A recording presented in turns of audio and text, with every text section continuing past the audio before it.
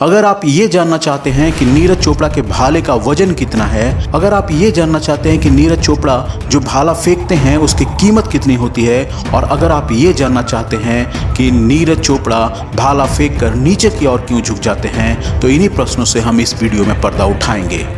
नीरज चोपड़ा के भाले का वजन करीबन 800 ग्राम होता है। कितना? 800 ग्राम होता है। आपको लगता होगा कि 800 ग्राम भाले को 87 मीटर तो आप भी फेंक सकते हैं और गोल्ड मेडल जीत सकते हैं, बट एक्चुअली ऐसा होगा नहीं, क्योंकि बिना ट्रेनिंग और एग्जैक्ट एंगल ऑफ रिलीज के भाले को आप नीरज जैसा नहीं फेंक सकते और गोल्ड नहीं जिता सकते। इसके लिए एक प्रॉपर ट्रेनिंग की जरूरत होती है। इसीलिए जो आप लोग सोच रहे हैं कि 800 ग्राम भाले को आप भी नीरज चोपड़ा जैसे फेंक देंगे, तो ऐसा होगा नहीं। कोशिश करके देख लीजिएगा। पर भाला फेंकने की कोशिश करना भी मुश्किल है, क्योंकि नीरज चोपड़ा जो भाला फेंकते हैं उसकी कीमत लगभग 1,10,000 के करीब होती है। कहीं से जुगाड़ हो जाए तो फेंक कर दिखा दीजिएगा और कमेंट में लिख दीजिएगा कि अगर आप 800 ग्राम भाले को फेंकेंगे तो कितनी दूरी तक फेंक सकते हैं, कमेंट करें।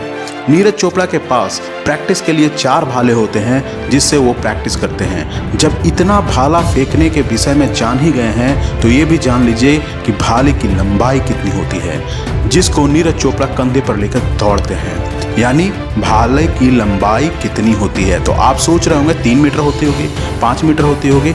नहीं, इसकी लंबाई 2.6 मीटर से 2.7 मीटर होती है। और जब भाला फेंका जाता है तो इसके पीछे कुछ साइंस भी काम करती है, जैसे दौड़ने की गति, हवा की गति, एरोडायनामिक्स, भाला फेंकने का एंगल, सभी फेवर में होती है, तब जाके गोल्ड मिलता है। इतना आसान नहीं होता है।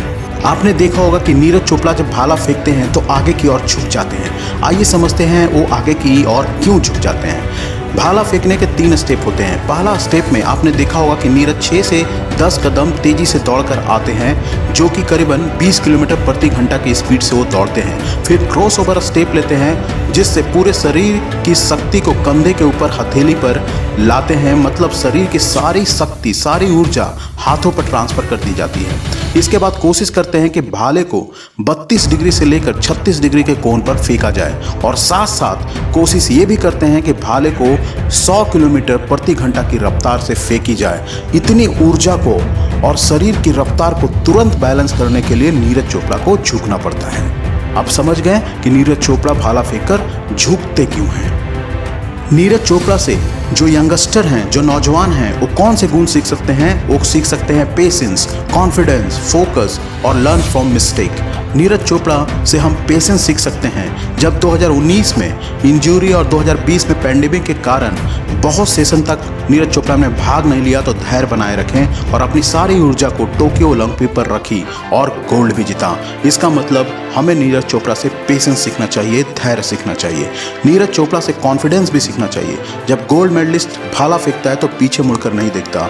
वह जानता है कि उसको द्वारा फेंका गया भाला उसे गोल्ड मेडल लाकर ही, विजेता बनाकर ही, पहचान बनाकर ही छोड़ेगा।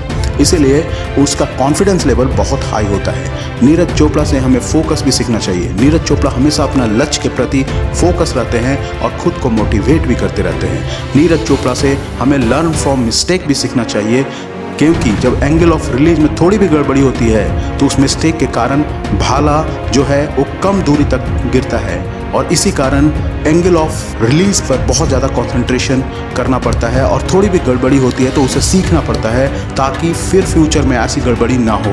तो जो भी नौजवान हैं और जिंदगी में बड़े लक्ष्य का पीछा कर रहे हैं, तो नीरज चोपड़ा से पेशेंस, कॉन्फिडेंस, फोकस और लर्न फ्रॉम मिस्टेक, ये 4 गुण सीखने चाहिए। नीरज चोपड़ा से प्रेरित होकर और नौजवान इन प्रतियोगिता में भाग लेकर भारत को आने वाले ओलंपिक में और ज़्यादा गोल्ड मेडल दिलाएं, ऐसी आशा करते हैं। जय हिंद, जय भारत।